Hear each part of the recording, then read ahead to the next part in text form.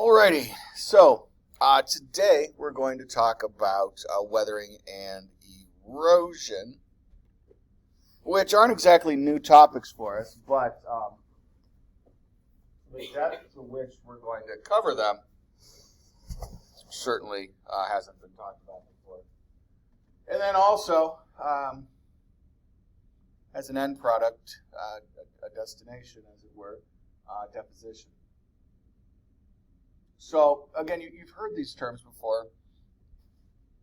Weathering is the production of sediments, erosion as the transportation of sediments, deposition, you probably can figure out putting down sediments, right? So, making, moving, and putting down sediments. I just continually try, if it seems like I'm just beating at this over and over again, I sort of am, because as we discussed the first time, so many folks come in the door just a little muddled on what the difference between a weathering and erosion. So I try to say it just as many gosh darn times as we can.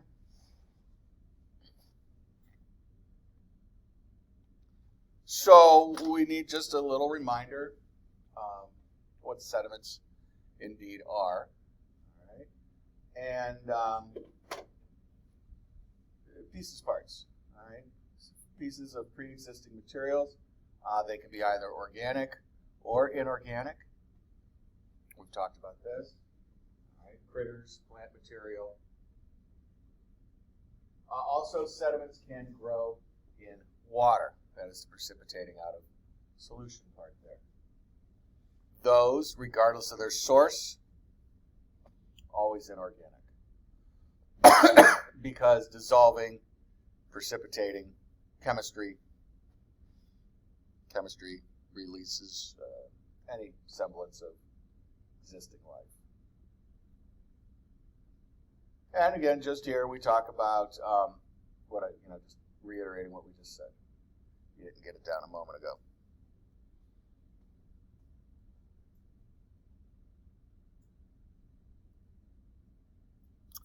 Boulder, cobble, pebble, sand, silt, clay. You heard it. Now you're seeing it. I tried to remember the values the other day. I was close on most of them. I'm never going to ask you for diameters. Don't worry about that.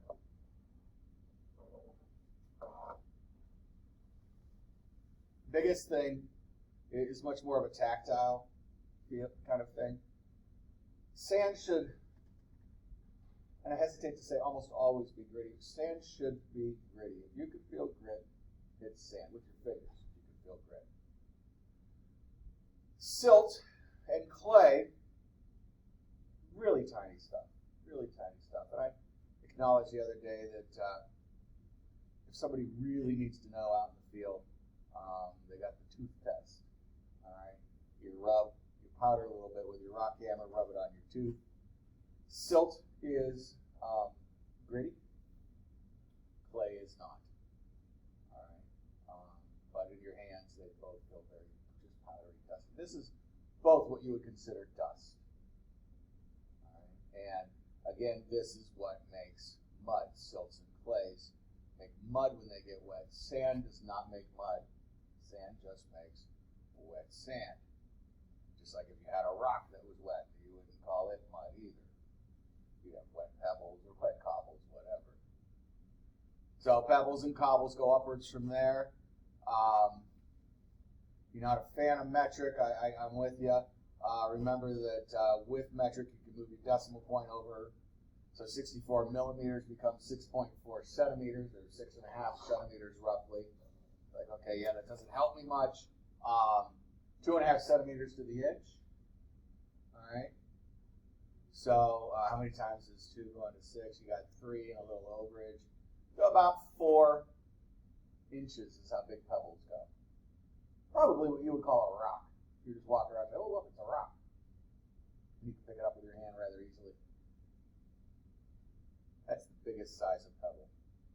Cobble, like I said, always comes to mind right around a head of lettuce, cabbage.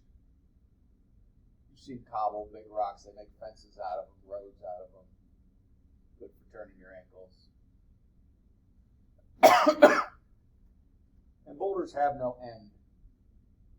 Mother Nature can make boulders as big as she wants to. Do remember them in order, though, please.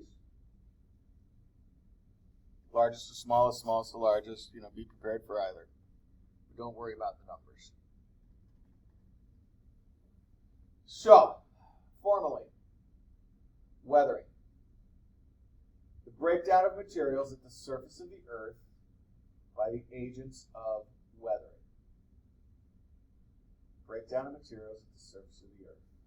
I'm doing these formally, and you're going to see erosion next, and it's going to sound very similar, but that is means to an end.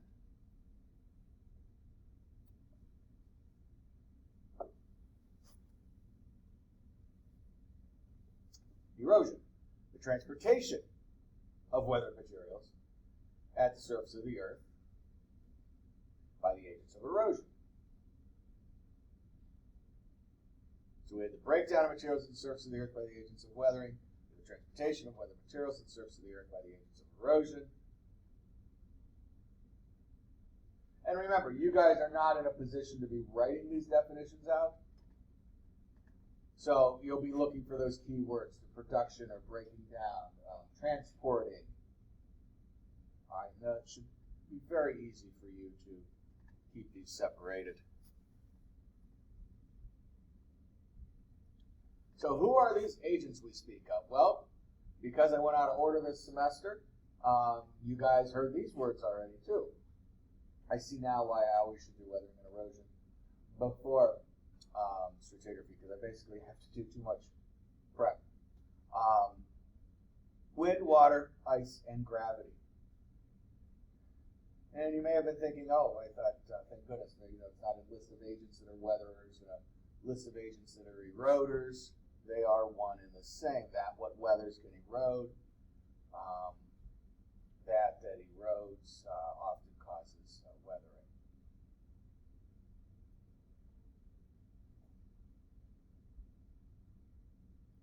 And we will, as I indicated, talk about all of these.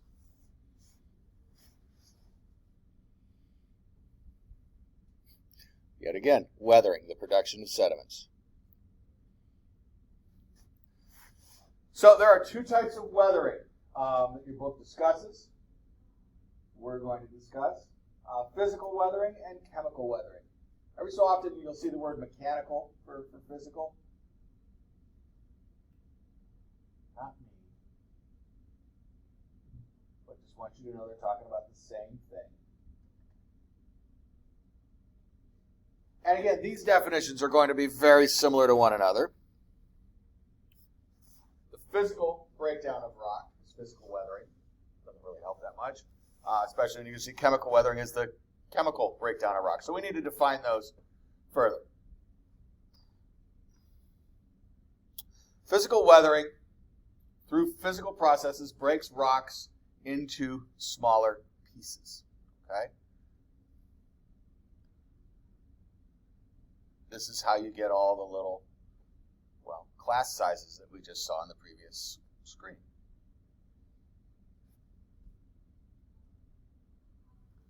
We're just going to pick two. There's many. Your book has a handful they talk about. Abrasion. Abrasion is the big one. Abrasion is rock against rock breakdown. Okay? Two rocks banging into one another and making smaller pieces of rock. And yes, even the dust that comes off are small pieces of rock. That's your clay, for example, size fragments.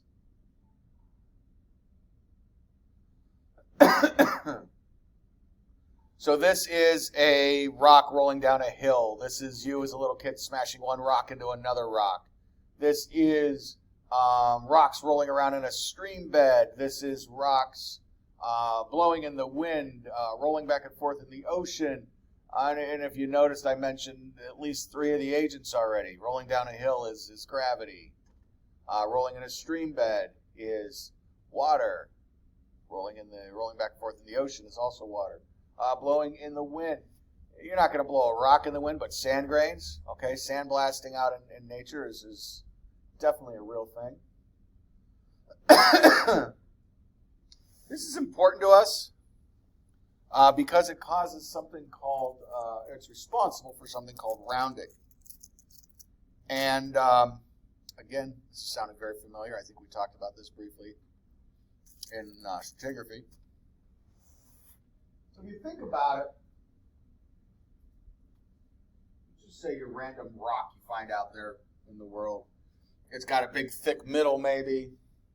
It might have a smooth side to it, and there might be a sharp, thin side on one end, and yeah, it's just going to have a bunch of randomness to it, right?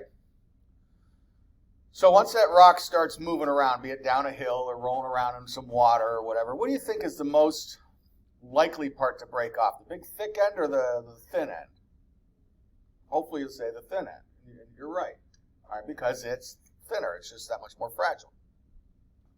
Well, that's what smooths out the rock itself. That's the rounding process. All these thin, sharper edges are the first parts to get worn down, and you end up with a smooth, sort of roundish rock.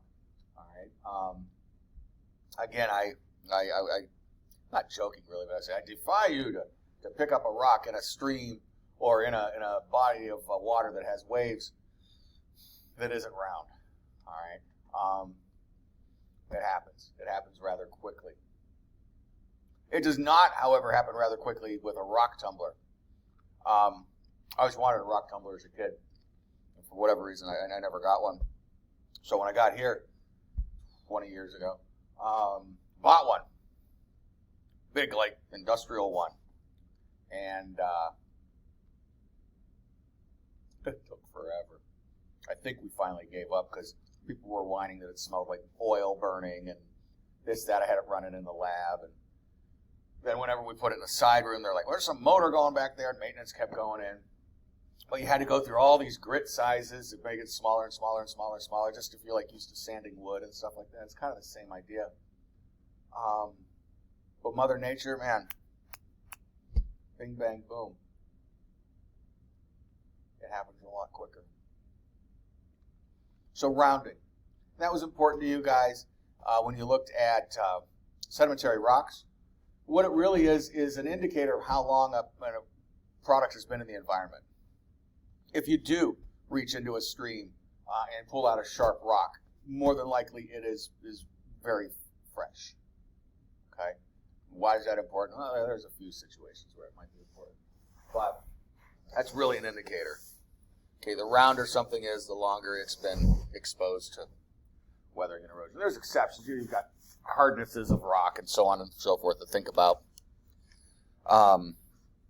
Think back to chert, for example. Chert's rather rough and sharp, and it tends to break into very sharp angles and whatnot. So there's always exceptions.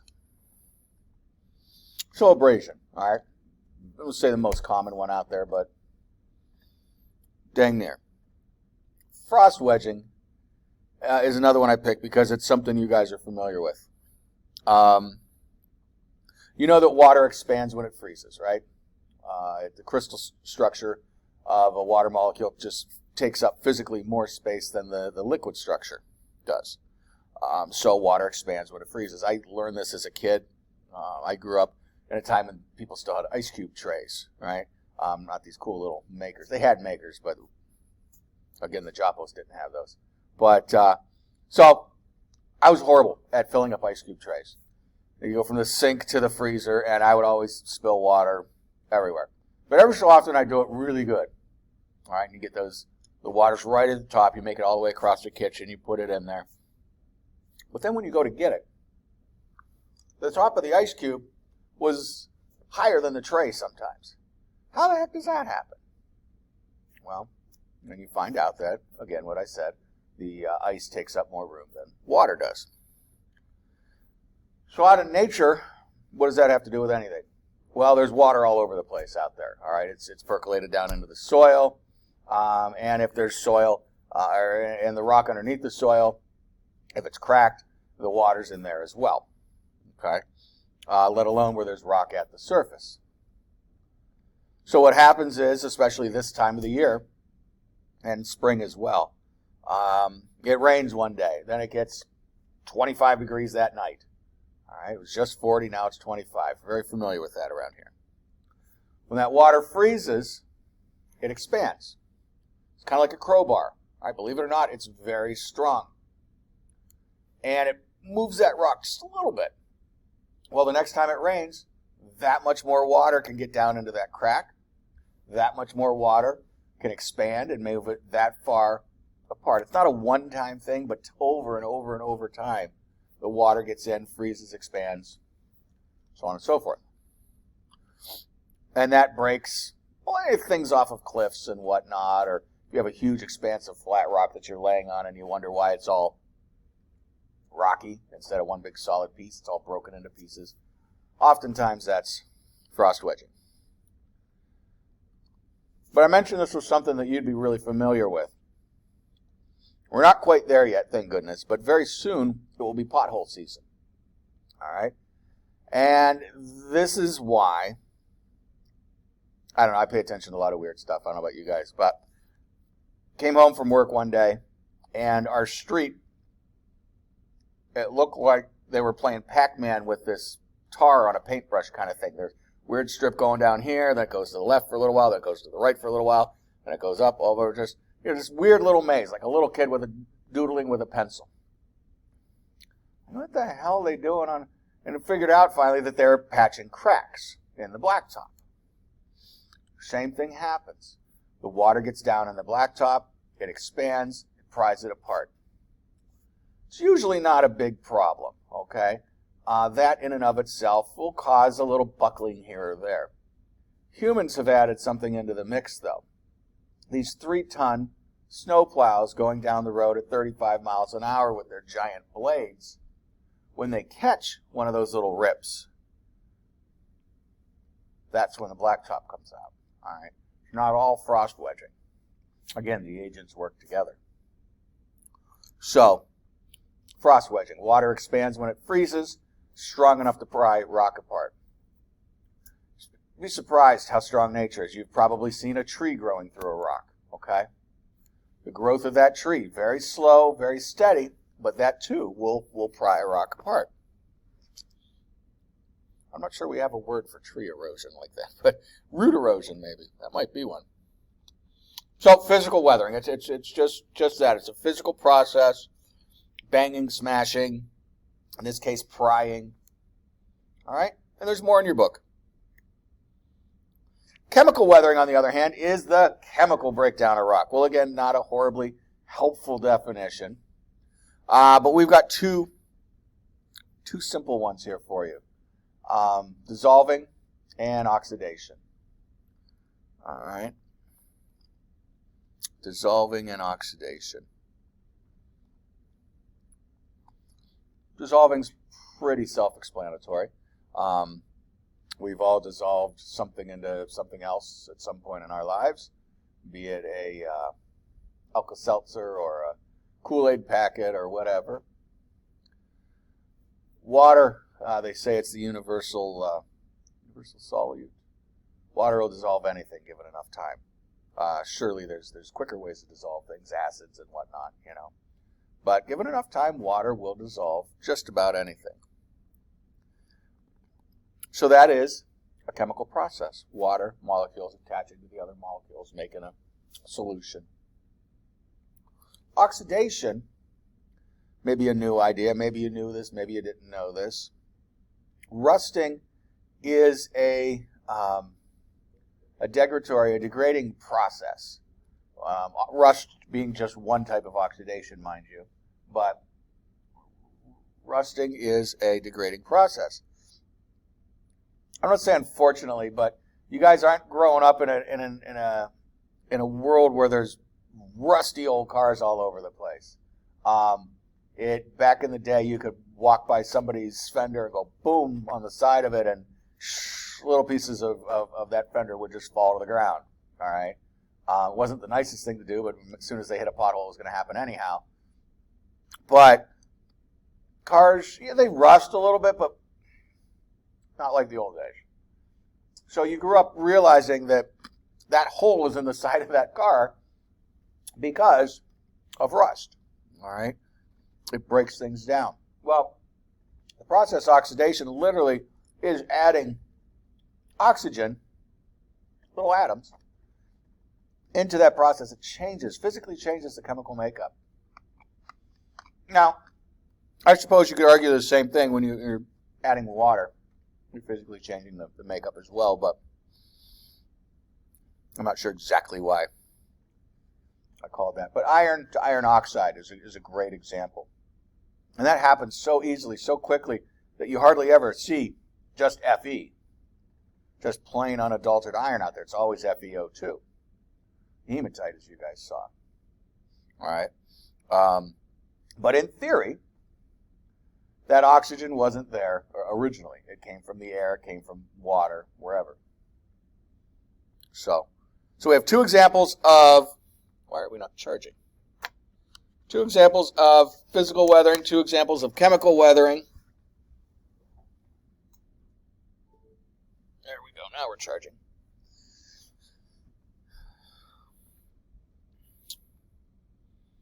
And they're fairly straightforward things. But any questions about, thank you.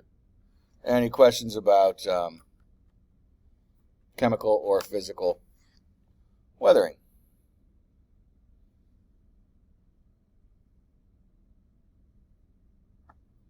Thank you.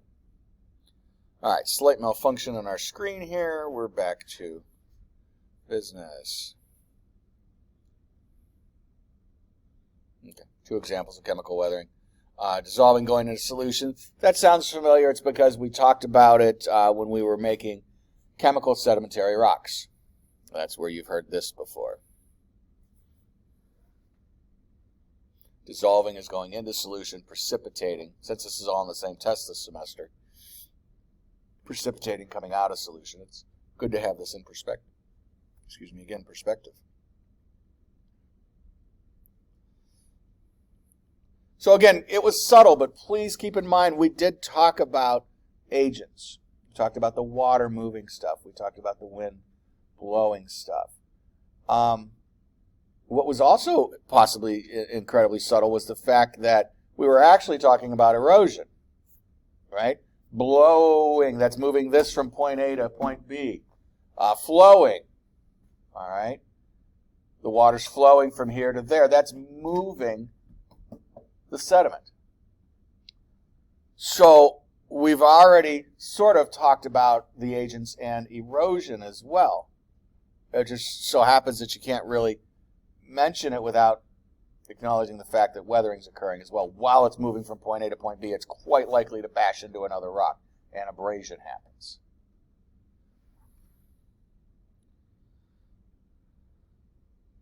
Blows, flows, pluck, and fall. All right, blows, flows, plucks, and falls. Ice we hardly get to talk about. We're not going to get to glaciers this semester, unfortunately. That's what we mean when we wind, water, ice, and gravity. Glaciers, man alive, there's nothing more powerful of a force than a mile-high wall of ice that goes from New York to the North Pole, okay? It's going to plow through whatever it wants to. Those are literally the first snow plows, haha. But while they're resculpting the land, they're also absorbing, kind of like the blob rolls over things and sucks them into them. They're absorbing all kind of sediment, and it's not until they start melting back that sediment comes out of, stops being eroded and becomes deposited. I've probably mentioned at some point during the semester all the big hunks of granite you find, be it New York, PA, Ohio, all the way across. There's no granite around here, okay? All that granite came down from Canada with the glaciers about 10, 12,000 years ago. They melted out. 10,000 or so, they melted out. And just dropped them. And they, over the years, they got buried oftentimes. Sometimes they stayed at the surface. And it's not till we started with our construction projects that we unearthed these things. And my God, some of them were, all the construction companies could do was to get them up onto the side, into the yard space, we'll just call it, and say, you want a yard ornament? Good, because we can't move that anywhere. Just monstrous things. But to the glacier, they were nothing, of course. So that's the plucking. Okay, when it rolls over something, it can pluck out a piece. Landslides. There is actually a chapter on in your textbook called Mass Wasting. All right, and it talks about landslides, mudslides, stuff like that. I've hardly ever gotten to that chapter, but yeah, so that's gravity, and we've talked about enough stuff rolling downhill, falling downhill, that you get the idea that gravity moves things downhill, downslope. So the agents in erosion, blowing and flowing and plucking and falling.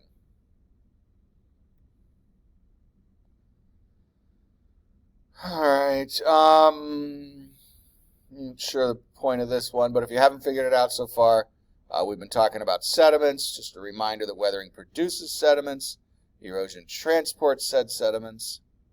And guess what? Sedimentary rocks are made of sediments.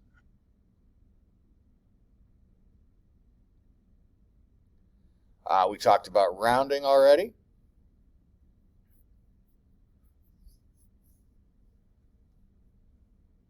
If you didn't get it down when I was talking about it, thought it may be anecdotal or something, now is the time.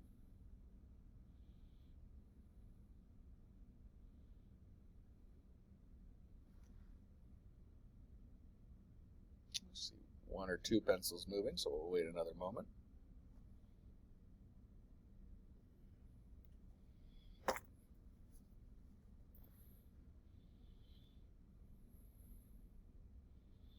All right, we're at the end game now. You can't transport forever. At some point, even if it's only temporary, I don't really ever acknowledge this. Deposition can be quite a temporary process, but we're going to talk about it as if it's permanent. All right, you set something down, and the next thing you know, it turned into rock, or it became a soil, or something like that. Once the movement stops, it's got to be put down. It's not going to hover, right? Nothing hovers. Again, because of gravity, once you stop moving something, it gets put down. That putting down is deposition.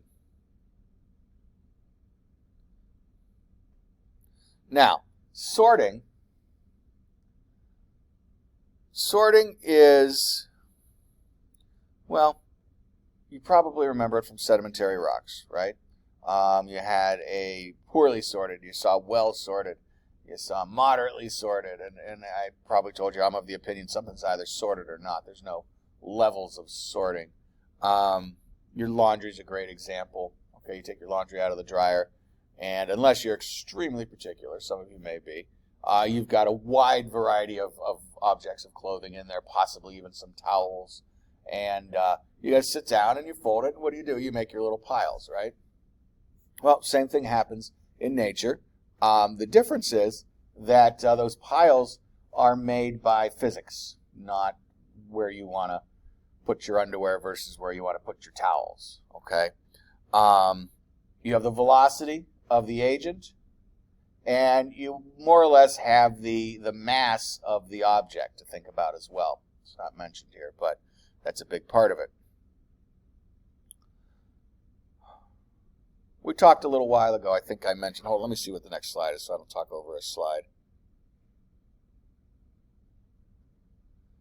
That's more about depositing. Let's talk about erosion first. And let's talk about the wind. All right. I mentioned the wind is an erosional agent, and I said you're probably not going to see rocks blowing around, but definitely sand, right? Well, why doesn't the wind blow rocks around? Maybe it does. How come? Huh? They're too heavy. All right, could you make a situation in which they weren't too heavy? What would you have to do? Increase the wind speed. So a stronger wind could move a heavier thing.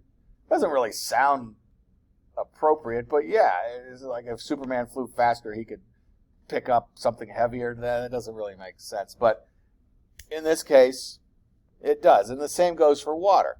The water flows faster. It can move larger objects. So when we talk about, well, the wind does this, the water does that, those are on average days, on a normal day, when you could actually walk without being blown over, not unlike today. All right. Today's a great example, actually, of the wind moving more and more things.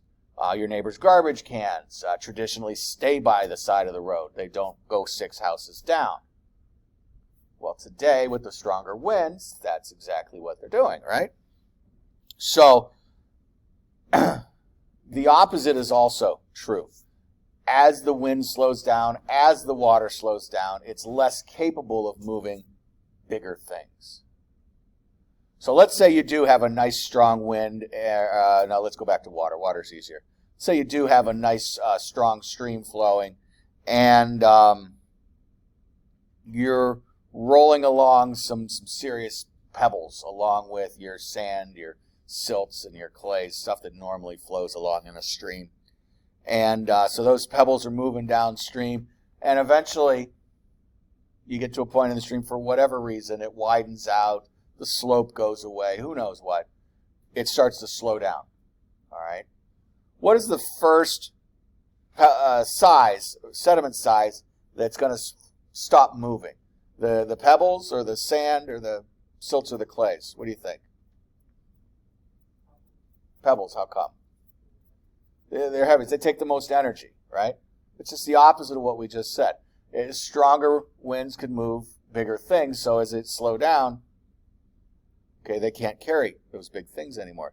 So you've got a mixture of pebbles, sand, silt, and clay rolling down this stream. Stream starts to slow down. All of a sudden it hits a point. What is that point? It's a number, okay? When it can no longer carry those pebbles. Boom. All those pebbles get deposited. That stream keeps flowing downhill, and at some point it slows down to a point where it can no longer carry sand. There's a number, a random number, whatever it is. It's dependent on too many things to even attempt to have you memorize a number. It gets to a point, it can't carry sand anymore. Boom, all that sand gets deposited. It's sorting. All right? When we talked about those environments, when we were talking about stratigraphy, and I said, you've got your sand at the beach, you've got your muds out here, and I said, you've got your gravels back in the parking lot. That's there for a reason. That's there because of physics and Mother Nature. She put that stuff there. All right, and that's sorting. And that depends on, or that depends, that then guides what kind of rocks you end up making should that stuff become lithified at some point.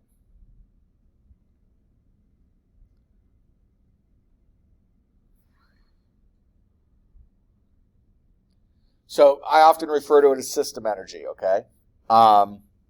You need enough system energy to move stuff around. Largest size deposits first, then the subsequently smaller and smaller stuff.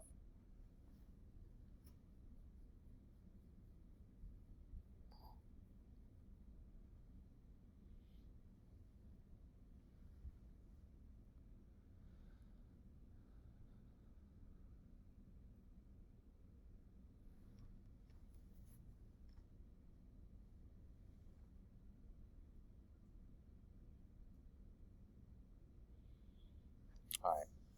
As I said, there's absolutely no reason that the wind can't pick back up again or that the water can't start flowing faster again. But in this scenario, we talk about it as if deposition is permanent, okay? And in that situation, because we want to lead to one PowerPoint or another,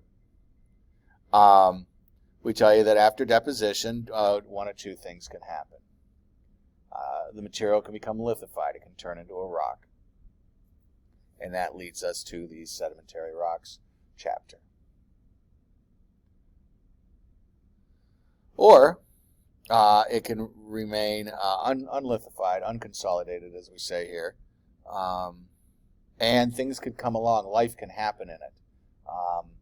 Things will be born and die in it. Things will poop in it. Leaves will fall down and decay in it, and so on and so forth. It becomes enriched with nutrients, and it becomes a soil. There's a third option, I guess, if you're talking about waiting for that soil to develop. You could just be dirt. Right? My old office mate, Professor Getchell, was a environmental science teacher, and he says, dirt's what you sweep off of your rug. I said, yeah, there's that stuff that's not really soil, though, either. He's like, it's sediment. I said, all right. But you would just call it dirt. It's not really good for much of anything. Okay? So, anywho, so you can become a soil. Soil is another PowerPoint, another direction that we can go. And that, my friends, is the end of this conversation.